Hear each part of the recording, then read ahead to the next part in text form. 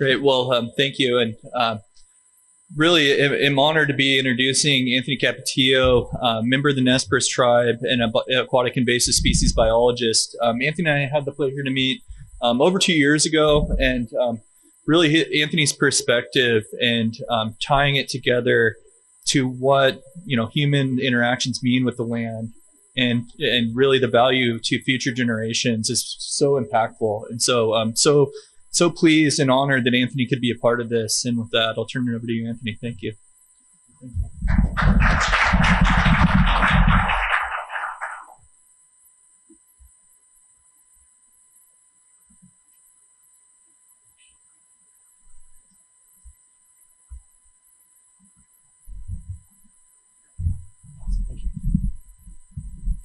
Yamakas Katiyayo, Nimipu Timki, Kolko Sumak Soyapo Timki, Anthony Capetillo. I am a member of the Nez Perce tribe. We call ourselves the Nimipu, which means the people. And I've worked for the Nez Perce tribe's Department of Fisheries Resources Management since 2012. And after graduating from Northwest Indian College, I was fortunate enough to be able to take on the role as aquatic invasive species biologist in 2021.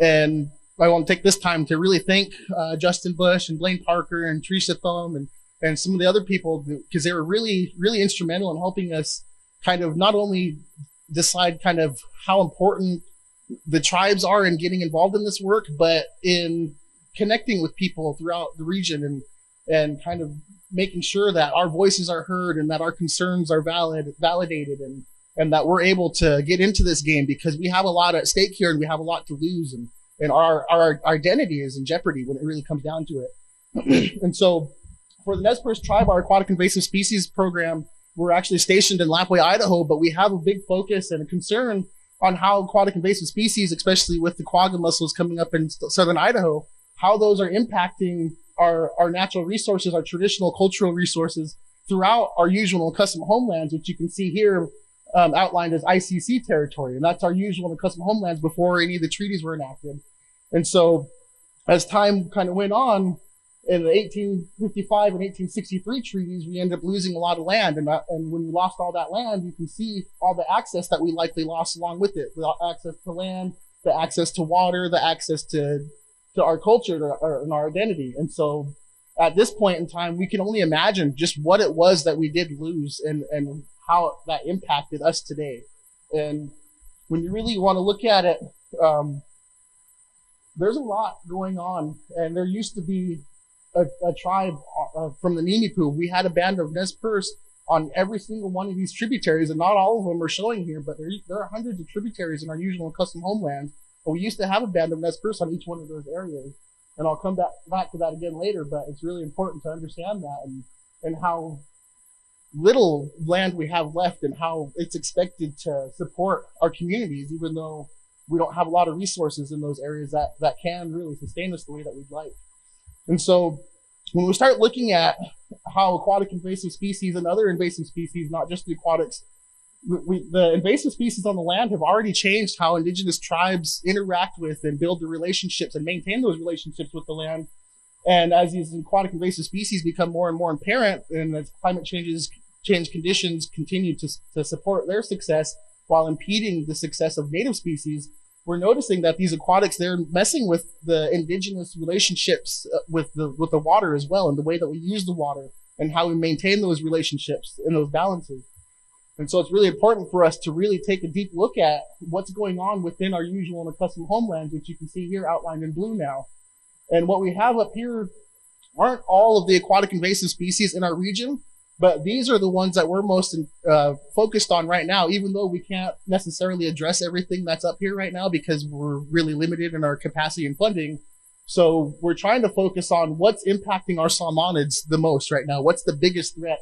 And so that brings us to issues with the quagga and walleye and pelicans, like avian predators. And you can see here that Snake River, you can't even really see it because it's all full of different colored dots, and those are all the different invasive species. And you can see where they're overlapping with our tribal operations and how our hatchery sites and our release sites and our acclimation sites and the spawning and rearing habitats that we've identified, how those are overlapping with where these invasive species are invading. And we're really concerned with the impacts that are going to happen there and trying to find where we can fit in. And that way, we can protect who we are as a people. And so when you look at our tribal operations, the Nez Perce tribe annually releases close to 14 million juvenile salmonids every year, but we're seeing less than 1% return as adults responding. And that's very concerning to us, because that's a very concerning number. And we have populations in the Snake River that are facing quasi-extinction already. So when you look at the species like quagga mussels and zebra mussels and walleye and bass and these other ones that have very direct and severe impacts on our native species, then we really have to find how are we going to address this, where are we going to fit in, and what are we going to do to not only deal with the issues with invasives, but to protect the natives at the same time, because a lot of the ways that we deal with native species or invasive species, they have impacts on natives as well, as we've seen with the treatment in southern Idaho with the quaggas. And so at the top of our list right now, we're looking at the avian and fish predators, because those are obviously very impactful and something that we can look at right now, and we're exploring different ways we can address that. But then as we've seen in southern Idaho with this quagga issue, that jumped quagga and zebra mussels to the top of our list, because they also have very, very severe and direct impacts on our salmonids. And we're very concerned about that. And so one of the things that we're going to have to understand is, how are these quagga mussels, if they do become established and they do take off and take hold, how are they going to impact our tribal hatcheries? How are they going to impact the way that we move our fish around between facilities? And how are they going to impact where we release them or how we release them in our transportation of juvenile salmonids? But also very important to the tribe are Pacific lamprey, because we've been translocating lamprey from the lower Columbia River to our area above the Clearwater and different parts of Oregon. And so we're going to have to really consider how we're going to protect our native species from these quagga mussels when we're transporting these different species across state lines into different areas. And so we really need to find where that's going to fit in and what else is going to be impacted. And so when we look at the aquatic invasive species program itself, we're going to have impacts as well from these quaggas, because we're looking at predatory fish removals. So when we're getting out on the water, how is that going to impact us removing these fish? How is that going to impact us getting our community involved with these issues? Because right now we're trying to get our communities to consume some of these invasive fish so that we can get them into our diets, our tribal diets.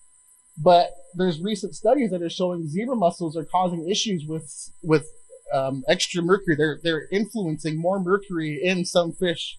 And so if we get established zebra and quagga mussels, the bioaccumulation we're already concerned about is only going to increase. And so we're not going to be able to consume these fish. So we're going to have to find another way to, because as tribal people, we don't want to just kill something and take it out. We want to find a use for it. We want to find a way that we can take advantage of that resource and use it as a resource. Even though it's invasive, it doesn't mean that we can't use it in some way for food or for in our gardens or in some way.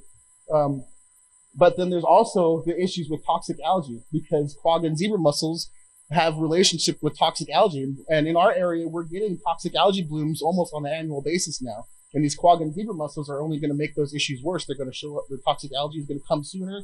It's going to stay longer, and it's going to be more severe. And that also creates more issues with our bioaccumulation concerns in the fish, because that toxic algae gets in the fish, then we can't eat those as well. And so there's a lot going on surrounding these issues and a lot of the stuff that the tribe's trying to do. And it really comes down to, how are we going to protect our indigenous first foods? And when you talk to the tribes and listen to them, we know and understand that our traditional foods, they don't just feed and heal our bodies, they feed and heal our minds and our spirits as well. And when we're harvesting, gathering, and processing and preparing all these foods for our communities and for our families, we're putting positive feelings and we're putting a lot of prayers into those processes while we're gathering these things and while we're processing them. And that's how we heal ourselves. That's how we heal each other. So as these invasive species come in and take hold and remove our native species and limit our access to them, we're losing those connections, and we have to go to a grocery store. And when we're going to a grocery store and getting our resources there, that completely removes us from our cultural practices of connection and our ways of healing each other. And so there's a time when indigenous communities, we had over 300 varieties of foods in our diets. And today we have barely over a dozen. And for the Nez Perce tribe specifically, we once were able to provide over 500 pounds of salmon for each individual tribal member on an annual basis. But today we can barely provide one whole salmon to each member. And some Idaho tribes can only get their salmon from the back of a fish truck. So they've been completely removed from their traditional practices.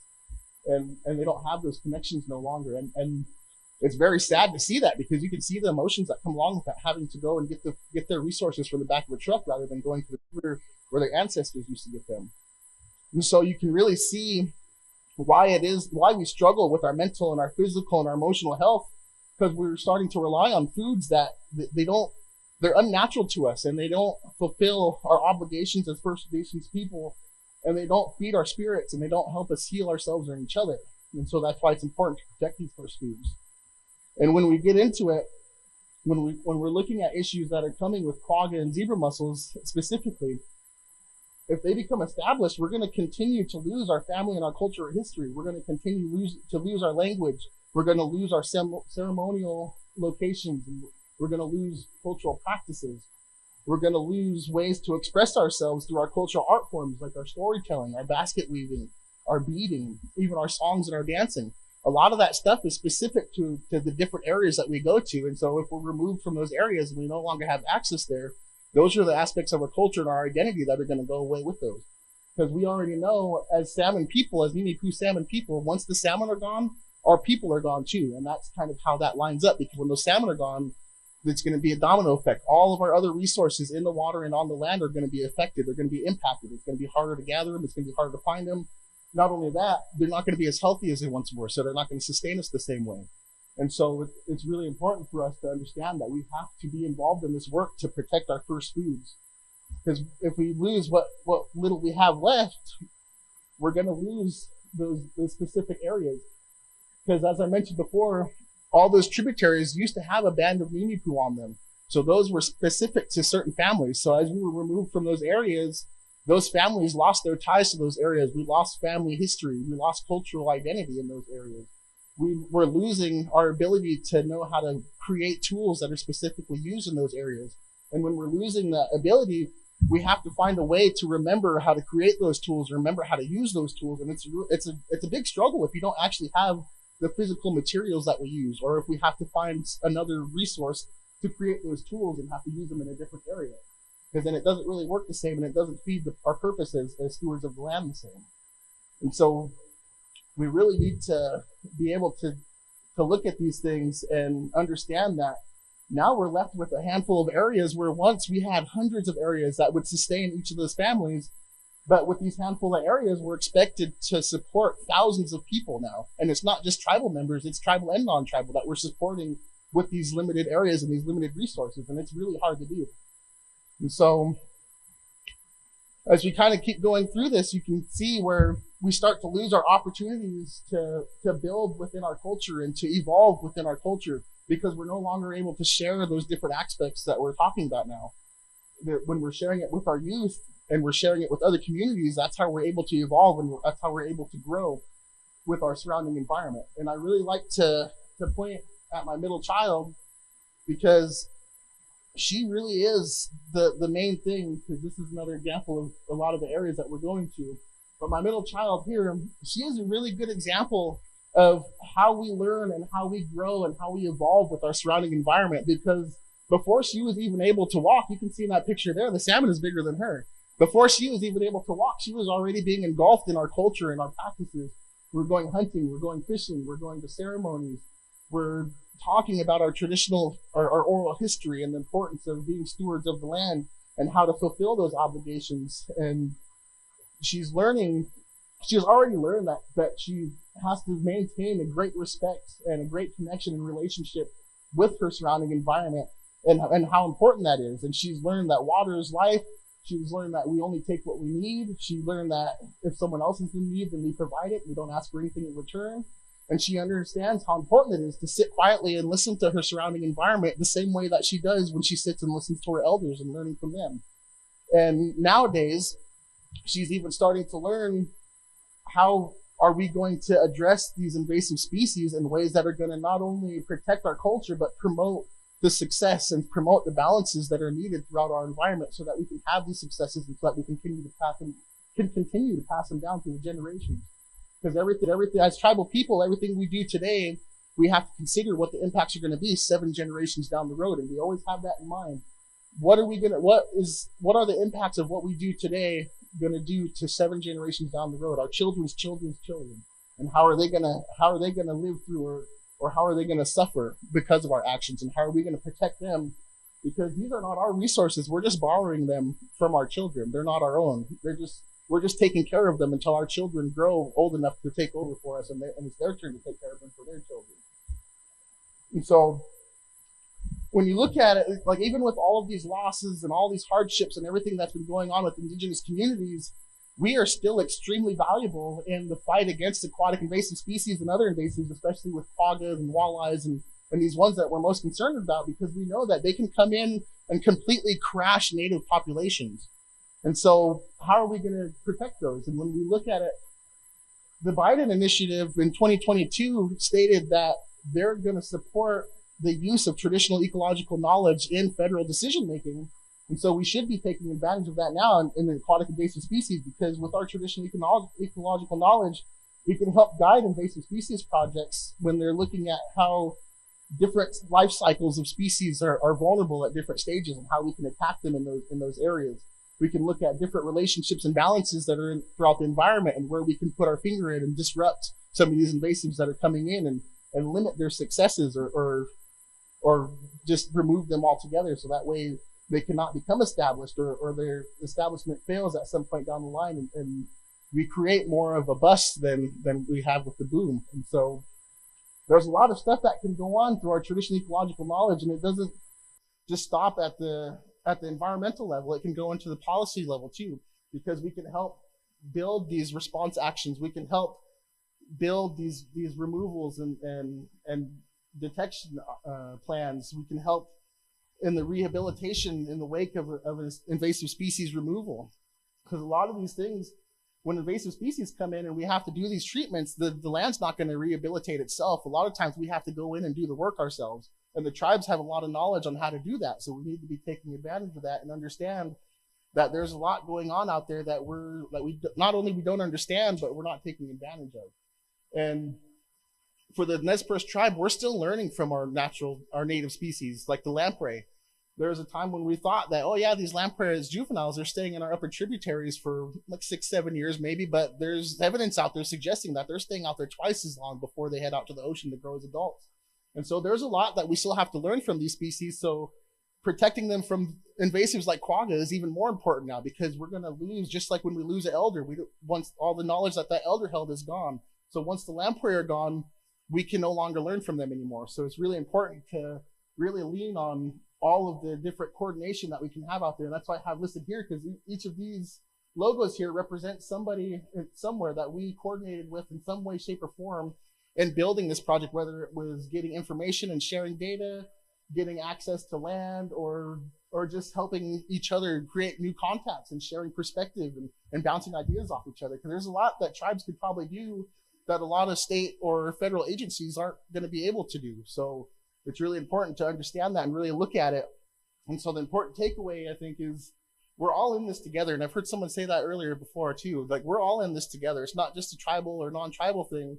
We all gain our identity from the resources that we collect from the activities that we do, whether you go hiking, whether you have a family-owned business, if you're a hunting and fishing guide, or you just own a grocery store or just work in a grocery store. The things that we do in our everyday life, that builds our identity and who we are. And when we look at the impacts that invasive species like quagga can have, that's a direct threat to those identities. And it's important that we realize that, and important that we protect it.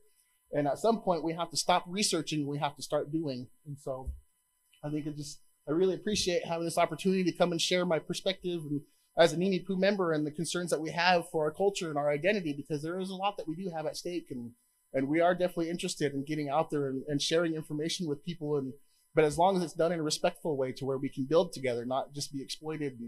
And so there might be times where you'll kind of come across that, where some tribes might be a little hesitant to get involved, but make sure that you ensure them that we're all in this together. We're all going to be on the same page, and we can work together, and we will find a way to do that. Thank you.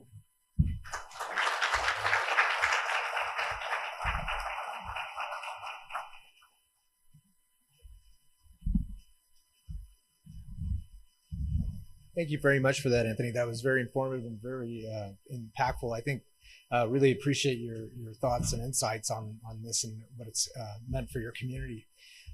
Right now, we're going to transition to our next panel. So I'll call up our moderator, Blaine Parker, but then I also want to invite up all our other panelists that we have coming and transition into our next session here. So with that, I'll hand it over here to Blaine. Thank you, Steve. And, Anthony's already done our work for us. We're going to go to questions and answers right now. Just kidding. That was fantastic, Anthony. Thank you. Everybody hear us okay? Great, thank you. My name is Blaine Parker. I work for the Columbia River Intertribal Fish Commission, which is a technical and advisory group that was created by the 4 Columbia River Treaty Tribes. Nez Perce Tribe of Idaho, the Yakima Nation, the Confederated Tribes of the Warm Springs, and the Confederated Tribes of the Umatilla Indian Reservation. Together, the commission supports the tribes in their quest and goal to restore salmon and other natural resources in the Columbia River Basin.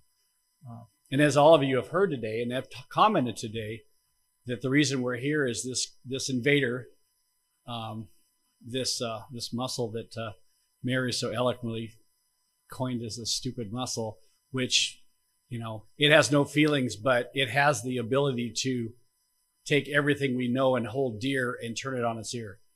And as such today, and particularly for tribal people, we have heard a lot this morning about the impacts to industry, irrigation, agriculture, people's drinking water.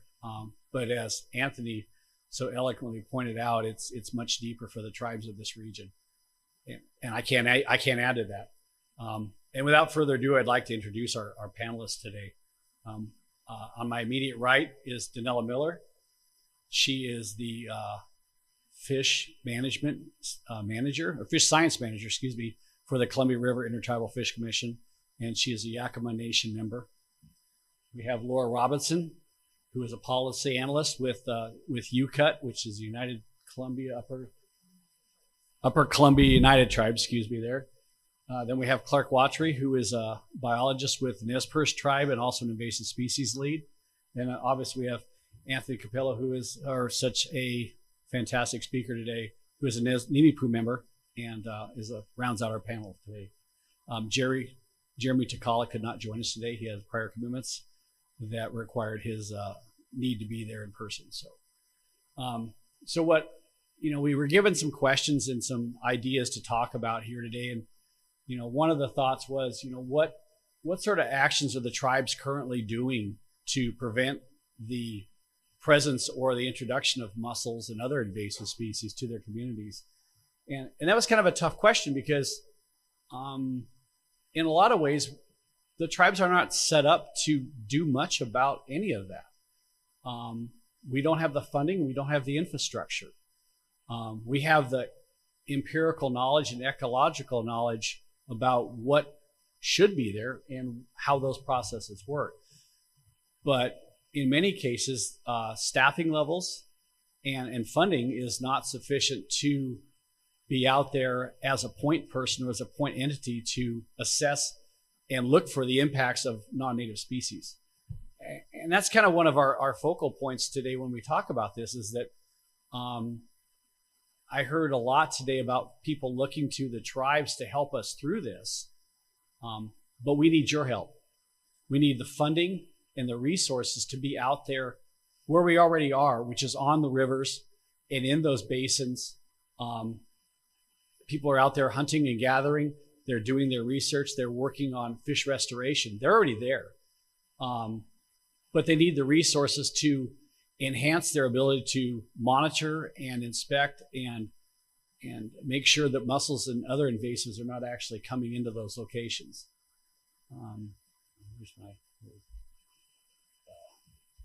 So what I'd like to do is have each of our panelists talk a little bit about what element that is essential for greater involvement by the tribes and tribal policymakers to become a much more, the word I'm looking for, level a playing field, so that we can contribute as much as you would like us to contribute, as much as we would like to contribute, to make sure that mussels aren't going to come into this region, because some of the tools in order to prevent or exterminate mussels aren't something it's not going to fly with traditional teaching and thinking about how we have to protect the resources. Idaho, what they did was fantastic. And they certainly opened the curtain. You know, it's kind of like Oz, who's behind the curtain of this with regard to how do you deal with it when they got here. And as Lloyd pointed out, it was really in a perfect spot for even them to go in and do what they did, not once, but twice. If these things are found in anadromous fish waters, it's going to be a whole different story. So without further ado, I'd like to kind of go down to our panelists and get their thoughts on what would benefit their specific tribe or region or group of tribes to help bring a greater force to bear on the invasive mussel situation. Thank you. Yeah, thank you, Blaine. And as Blaine mentioned, my name is Donella Miller, the Fisheries Science Manager at the Columbia River Intertribal Fish Commission, CRITFIC. A Yakima tribal member. I previously worked with the Yakima Nation fisheries in various capacities. I was previously the program manager for Yakima before I moved over to CRITFIC. And, you know, these are some of the issues that we've been looking at in invasive species. I wish this was, you know, this is specific. We're talking about quagga mussels, but there's, you know, a huge impact to our fisheries restoration efforts from all invasive species. You know, we have, you know, warm water predators, bass, walleye, and also competitive, such as shad, and which hugely impact our fisheries. And, you know, not enough attention is paid to them. And now we're facing another invasive that has impacts that go beyond just fish impacts. It could impact economies and other things, people drinking water and things like that. And the answer can't be to just nuke the river. I'm glad Idaho was able to do what they did, but that's unacceptable in anadromous waters and to our people. And, you know, like that great presentation we just had, that's what it means to us. It's not us going out and recreating. This is our way of life. And you know, it's more than just food. It's our culture. And unfortunately, and like Blaine's talking about, we don't have the resources to take on these types of issues. We have Blaine here on behalf of CRITFIC, you know, representing all 4 tribes. The tribes don't have the capacity to have invasive programs, or not even one single position that's able to do that. And that's why we have an organization like CRITFIC or UCUT to work on behalf of the tribes. But so there's a lot more resources that are needed and necessary. And, you know, like today, I'm really grateful for Washington for putting this together, but, you know, we need the help of all of our co-managers in this entire region to keep them out of the Columbia River Basin, and not just the Columbia River Basin, you know, also Western Washington, with all of those salmon bearing streams and everything that we provide to the, you know, what's in the Pacific Ocean. We can't have them come in. So I'd like to challenge everybody, our state and federal partners. You know, what's the saying? An ounce of prevention is worth a pound of cure. That's what we need. And you look at maps where, you know, they're spreading west, and I was told it's not a matter of if, it's a matter of when. And we can't have that. And I understand we can't have drinking water plugged up or irrigation and things like that. But, you know, that cure is unacceptable to our anadromous species, which are already facing extinction on so many other fronts. So really, like I'm saying, that's what it means to us. And that's what we need. We need the prevention, and we need to think outside the box. Like, so much has evolved over the decades in industry. What are other things that we could be doing? You know, like washing stations, or, you know, or even something associated with boat trailer registrations, or even when they're purchasing a boat. You know, I don't think people would willingly and knowingly spread this thing when it impacts something that they enjoy doing. and just teaching them and doing that outreach and other types of means. Like, we need to think out of the box, because I've been thinking about this on my way here. Like, what other invasive species that we have we been able to eradicate? I couldn't think of a single one, and it just becomes accepted as normal. You know, we have trophy warm water fisheries, you know, around bass and walleye and things like that. And, you know, people buying fishing licenses to go out and harvest shad. Like, it's unacceptable. We can't have that. So we need to do all that we can to prevent this from happening and keep it out of the Columbia Basin and the Pacific Northwest. Thank you. Thank you. Hi, everyone. My name is Laura Robinson, policy analyst with the Upper Columbia United Tribes, or UCUT. Donella and Anthony and Blaine have said pretty much everything that needs to be said, but I will add a little bit more particular to the Upper Columbia. So as Donella mentioned, organizations like CRIPFIC and UCUT are in place to help provide an additional resource for the tribes. And so at UCUT, our resource is really to be a table for the 5 tribes in the Upper Columbia to coordinate and collaborate and have a united voice on areas of mutual interest, particularly natural resource issues. And this is obviously a huge issue that the tribes are looking at. Just want to mention also that the tribes in the Upper Columbia that the UCUT organization works for are the Coeur d'Alene, Colville, Kalispell, Kootenai, and Spokane tribes. All 5 tribes are doing what they can with the limited capacity they have within the programs that are already in place to do prevention monitoring for quagga zebra mussels, but there are no specific programs up here for quagga zebra monitoring or prevention. And the funding is extremely limited. The funding is, applying for a 1-year grant from the state or from the Bureau of Rec or the Bureau of Indian Affairs. Those are 3 of the funders that have provided funds so far. And it's just tacked onto an existing monitoring program that tribal staff are out already implementing. And then when that year of funding is up, if they don't receive more funding, that part of that monitoring program is done. So it's obviously very underfunded, very underdone up here, under-implemented. And tribal staff is doing a lot to try and just bring it on to the workloads they already have. So there have been some wins around this.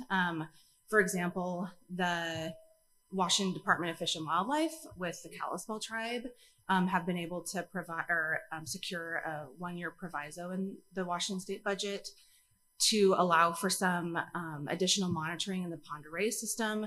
But that's 1 year, 1 project, 1 tribe, 1 system. It clearly needs to be expanded temporally and spatially.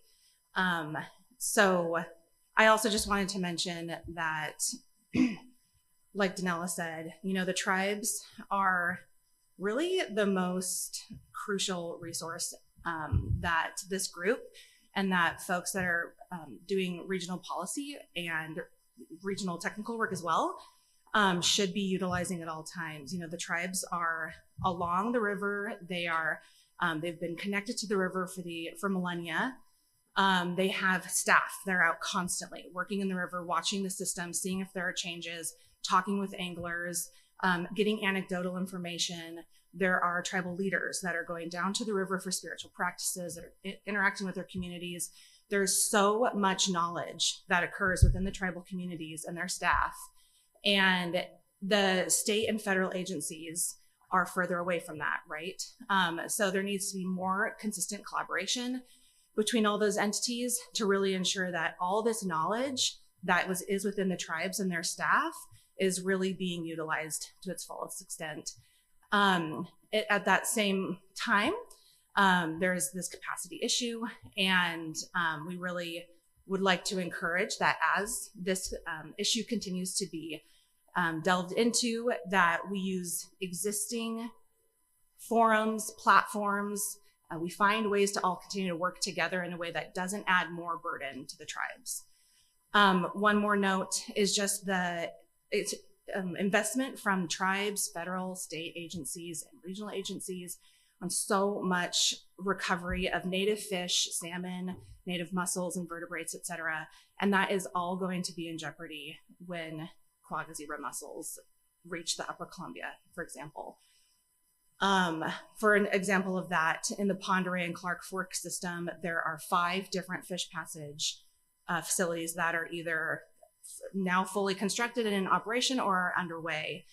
$250 million of investment right there that could be in huge jeopardy. We have the salmon reintroduction initiative from the Upper Columbia tribes that's well upwards of $10 million already invested, a $300 million settlement with the US government invested, fish passage facilities that are going to be online, huge, huge impacts. Same with hatcheries that are connected to the river system, all the other native fish recovery efforts that have occurred. So much money and investment that will be jeopardized. So just want to encourage folks to just keep reaching out to the right decision makers, keep, ensuring that you understand what the tribes are doing and find ways that you can plug in and support the tribes and continue to help really build that capacity. Thank you. Thank you. Clark Watry with the Nez Perce Tribe Aquatic Invasive Species Program Lead.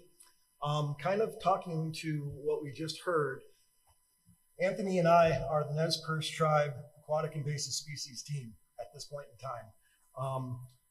To the extent of funding that we have, we are kind of in this stage of limbo, waiting to hear about what programmatic funding we will receive.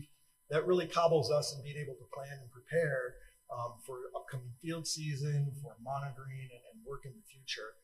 So kind of that annual funding cycle does present a regular challenge for us, and it requires a lot of work, as I'm sure many of you are aware, to chase after that money and try and build a program from the ground up. I've been in this role about 10 months now. Anthony's been doing the invasive species dance for about 3 or 4 years now, but we're still really in our infancy. We are trying to build a new program, but we have to overcome these hurdles. One of the really important things that I think we are trying to accomplish, initially anyway, is the messaging and trying to get the word out among the tribal community to the level of importance with these problems that we're facing. And quagga zebra mussel is right at the top of that list, as Anthony mentioned, and we're all kind of talking about here. But beyond that, we have, as we just heard, we have a lot of boots on the ground. We have the Nez Perce Tribe is one of the largest fisheries programs in the entire United States. We can leverage that. We have people, we have the knowledge, both tribal and the Western scientific knowledge that we can leverage, but we need more capacity to specifically address aquatic invasive species. And that's got probably the biggest challenge is how do we grow and at the same time, maintain our program indefinitely at this point. We don't know. It seems like with these critters, indefinite is probably the timeline we're working with. So it's really important that we are able to build that capacity so that we can leverage the resources that we do have, staff up, and get more boots on the ground to perform the monitoring, inspections, and other prevention efforts, in addition to the outreach and education of the tribal community and the greater local community in general. Lapway is kind of the center of the Nez Perce Tribe Reservation, which is just outside of Lewiston. As you probably saw on Anthony's map, the Nez Perce Tribe has kind of a management boundary that encompasses the lower Snake, the lower Clearwater, Northeast Oregon, and Southeast Washington. So we do have a relatively sizable footprint, and it crosses the border of the Snake and state boundaries. And so we are looking for ways to increase, again, our capacity and ability to work and collaborate with local and state and federal partners. Thank you. Anything to add? Thank you. Anthony Capetillo, Nez Perce Tribe Biologist for Invasive Species Project. So when I think about this, I think about the need for the tribes to be included. So having inclusion for not only our traditional ecological knowledge, but our existing projects. And there's a lot of jurisdictional issues that we're having to deal with, especially with the Nez Perce tribe, because we, like Clark mentioned, we have southeastern Washington, northeastern Oregon, most of northern and central Idaho, and we also have territory in the edge of Montana. So we have multiple states that we're concerned about and that we're keeping an eye on, but it's hard to address a lot of the issues throughout our traditional territory because of jurisdictional boundaries that we have to face. And so we have to lean more on other federal and state agencies to kind of help us kind of address those issues and overcome those hurdles. And so being able to be more involved in these issues and the management without having to deal with those jurisdictional issues would be really big for the tribes, because these invasive species, as we all know, they don't have jurisdictional boundaries. They don't know anything about state lines or anything like that. And so we shouldn't have to adhere to that either, especially as tribes. And so I really appreciate opportunities like this to be able to come and share a tribal perspective, because as a tribal member and research biologist, I have to walk in two different worlds. I have to walk in the Western science world, and I have to walk in with one foot in my cultural world too. And it's kind of difficult sometimes to really get those to join together, but opportunities like this really helps to blend those two together, because there's things that I might not be able to say as a biologist that I could say as a tribal member. And speaking of our concerns and how we're impacted in certain things and stuff that we want people to pay attention to and act on, rather than just kind of sitting back and researching and waiting to see what happens. Like a really good example right now is the issue that we're facing with walleye. We know what walleye have done in the lower Columbia, but we're watching them as they're continuing to spread up the Snake River into the Salmon River, into very pristine salmonid spawning and rearing habitat. But we're just sitting on our hands waiting for everybody else to kind of decide, how are we going to address this when we already know what the impacts are? We already know what the outcome's going to be. So we need to put that research aside and actually get our boots on the ground. And that's where a lot of the tribes can help out with our existing projects and overcoming some of these jurisdictional issues. We could offer people to go and help other state and federal agencies when they're trying to get out on the ground and help them notice things that maybe these agencies aren't noticing. Because you can look at the tribes as kind of an indicator species for the humans, because we're going to notice the impacts and the changes out on the land before anybody else. And just thinking about my own work, and there's things that I've said to my project leaders over the years and kind of pointed out, it's like, hey, I'm noticing this, noticing that.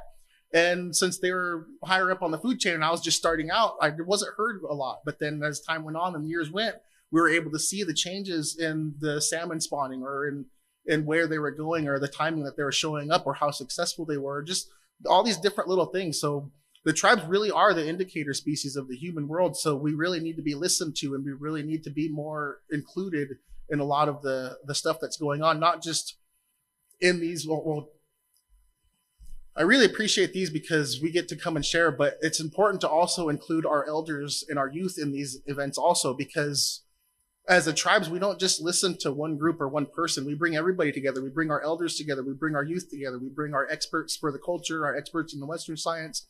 Everybody should be able to come together and share the concerns and share the knowledge and be included in whatever the management actions are going to be and how we're going to move forward. And as I mentioned before, this is how we protect these resources and our identity for the next 7 generations. Thank you. Thank you, everyone. I think we have several questions, but I think what I want to jump to is, you've heard a common theme. You know, they're out there, they're on the resource, but we need help. We need to be able to integrate their activities with a funding base that allows for permanency, that allows for permanent capacity within the tribes, in order for them to go out there and do the job that they can do, that will help all of us to prevent these mussels from coming into the region. And I think one of the things that, if we have a take-home message today, is how, as representatives from different organizations, can you work to create a pathway that will allow tribes to come into the circle that you work with and you represent, in order to bolster your position as well as ours, and give us that strength to enhance the overall protection network that this region must have if we're to keep mussels out of the system. And I made some points. How much time do we have here, Steve? About 5 minutes? Oh, good. Okay, we're not running out of time too fast. I mean, one of the things I'm hearing today and hearing from our panelists as well as everyone else is that in order for this to succeed, we're going to have to come up with some better planning mechanisms and funding mechanisms in order for to go forward without just having to rely on the system that we have now, which has been great. And to be honest with you, without the help of organizations and states, we would probably already have a lot more mussels in the system and they would be colonized at this point. I have to give it to Idaho and the folks with Pacific States Marine Fish Commission and others who have been on the forefront of this battle for probably 30 years now. But it keeps creeping in. And despite our best efforts, and the only thing we can really bring to the table is increased vigilance, more eyes on the ground. And that's what the tribes can bring to this program, is that more eyes on the ground. Somebody mentioned to me earlier the analogy of researchers from states and feds coming halfway across the state to take a water sample when there's somebody right there. There's technological fixes which are in development right now with isolated standalone monitoring systems. I've been on committees for that. In fact, I have a meeting tomorrow, I believe, to further the progress of that. That's going to take money, but it is very useful. But that is something that the tribes could be intimately involved in because they're already there. They could have the technician staff to monitor those stations, refit them, send the samples off. So you become more efficient in time and space with the resources that we do have. It doesn't grow on trees, obviously. But as Donella mentioned, that ounce of prevention is way more than a pound of cure. In fact, in some cases, that cure doesn't exist. We're going to be stuck with them. Some species like pike, we can mow the grass. We can net them. I was talking with Holly earlier with Colville Tribe. They're seeing pike numbers coming down in Lake Roosevelt, which is great for me because I'm monitoring for them downstream of there. And it gives me a little confidence that maybe they haven't made it down yet. We don't have that luxury with mussels. We can't go out there and net them out or electrofish them out. And toxicants aren't the answer either. We're not going to nuke the Columbia to kill mussels and kill everything else in the process. So we're really at that prevention key right now. And it's going to require the next order of prevention and maintenance and monitoring to keep that happening. What I'd like to do now is just revisit those topics with our panelists and with you folks out there. I think this would be a good time to bring some questions up or thoughts and ideas on how we might strengthen this network that we've been talking about and that we want to see expand. So.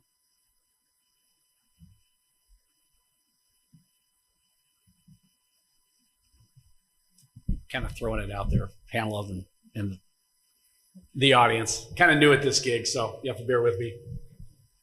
Yeah, and really, my being here, that's what I'd like to see, to hear from you. We have our leadership from various agencies, and what do you see as the next steps as well? Because this goes way beyond fish impacts, but it's our job to protect our fisheries as this problem spreads. So that's what I was talking about, the challenge that I have to all of you to help prevent them from entering our system. We can call on people. Just kidding.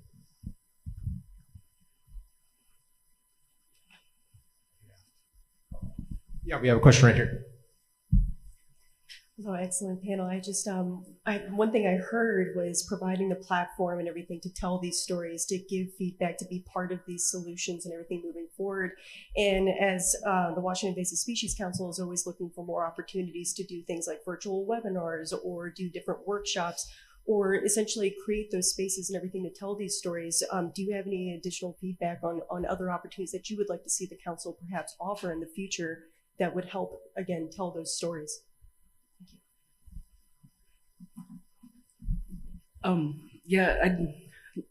Like I was talking to we've all been talking about tribes need the resources to be able to do this work, but I think it goes beyond our capacity, and we don't want to have to do those things, and we need the state and federal support, like, the Invasive Species Council and those types of things, like outreach beyond, like I said, out of the box thinking of, you know, like I said, with, you know, the Department of Licensing on getting all those, targeting the boat registrations and things like that, really targeted messaging, getting out there, and also to the public, because I don't think the public is aware. And you know, that's the sad thing. That's just human nature, right?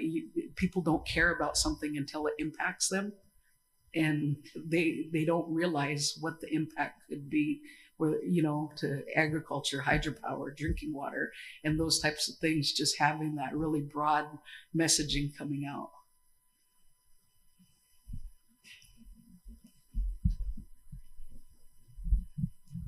One idea that Anthony and I have discussed and are trying to put into action would be like a traditional knowledge forum workshop. I maybe have discussed this with a few folks, but where we would invite members of the tribal community, tribal fishers, elders, other folks that are interested in the issue, but then also extend the invitation to the general public, especially managers, you know, scientists and whatnot, to come together and learn from each other. You know, invasive species weren't here 200 years ago when the treaties were put into place, or, you know, I mean, not quite 200 years, but so there's a lot that I think the tribal community can learn as well. And I think there's a lot of opportunity for us to learn from each other. I think the tribal ecological knowledge base it's expansive. And by bringing folks together in kind of a forum to have these discussions and share knowledge both ways, I think is just only going to benefit the efforts that we're all making to try and prevent these critters from invading. And it just opens a door for those discussions and the ability to network across not just the you know, the traditional versus more contemporary knowledge boundaries, but also just in general, you know, sharing that knowledge and getting that word out.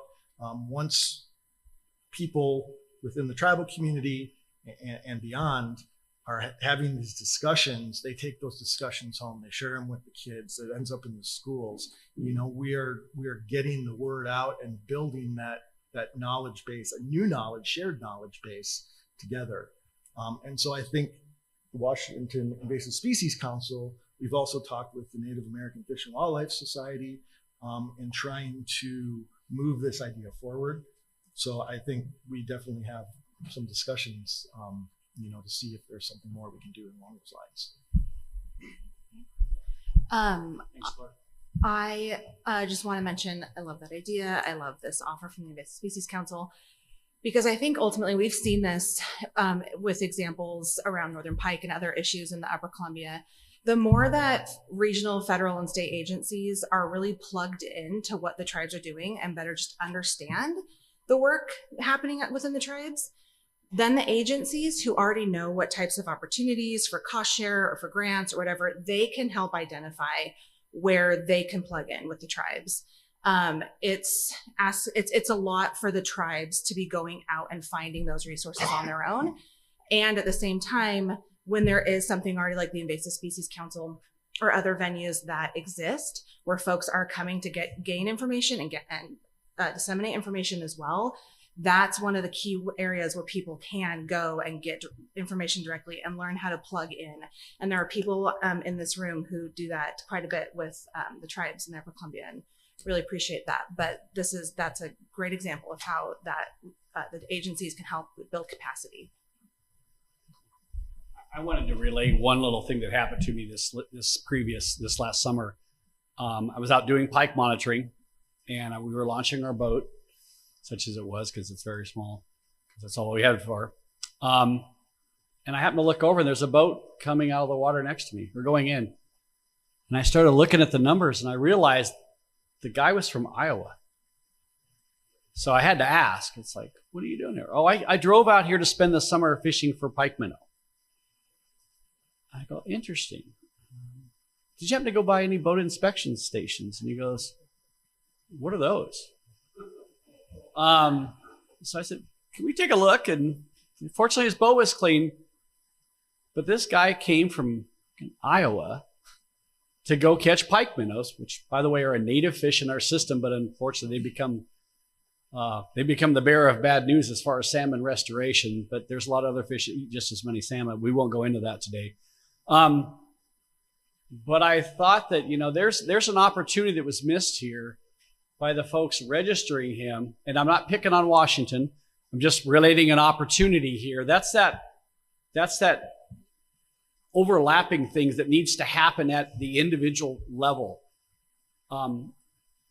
so that we're not relying on this group to do that for us. And that's often what we're doing. We're doing multiple things at once, and everybody does, but it just struck me as ironic that it wasn't somebody from the Dalles or Portland that was going, but a guy took the energy and the initiative to come all the way out here because he felt like he could make money, but potentially could have been the bearer of mussels, and he never got stopped. So that tells me that we need, and I don't think he was like avoiding stations, which we know people do, but that told me that we need more and we need a greater depth. But we also need folks that are on the river already, always looking. And I've done that for years. I can't drive down the road and not look at a boat that goes by. In fact, I've whipped around on intersections and followed boats and videoed them with my phone, because I then called Steven. I'm a boat stalker. And I've been working with our enforcement group for years that, hey, if you see this, you need to tell me ASAP that we've got this out here. So I'm constantly talking to our fishermen. So it's just getting all the eyes and ears possible out the river all the time, thinking invasives. And I think with that, if there's no other final thoughts from our panelists, and I'd like to thank them all again. Yeah, I just want to add real quick to what Clark was saying. Citizen science has been really huge in invasive species and aquatic invasive species kind of management and understandings of how these species work and how they're impacting our resources. And so finding a way for tribes to get involved in that citizen science and giving them the power of that work and those observations and whatnot. And to not only work hand in hand with state and federal agencies, but being able to know that they have an equal sitting at the table and they're not just another tool that's being brought in to be exploited. They're a cog in the machine that's helping everything work together and finding solutions. And I always lean on citizen science, because with our tribe not having a lot of funding and capacity, we're really trying to explore how can we bring citizen science from our tribal community into our management and explore ways that we can use our cultural practices to achieve that. Thank you, Anthony. Again, I'd like to thank our panelists, Donella, Laura, Clark, and Anthony. Thank you very much.